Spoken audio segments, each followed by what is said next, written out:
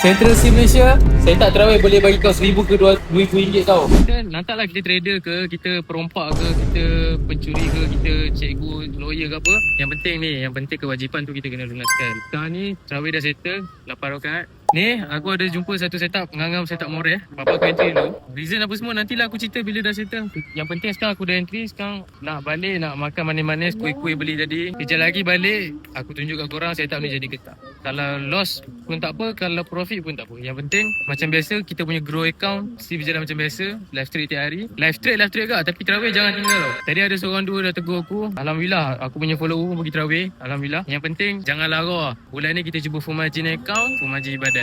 Kita pergi dua-dua, InsyaAllah raya kita bahagia, happy semua. So tunggu sekejap lagi aku tunjuk setup tu bila nanti.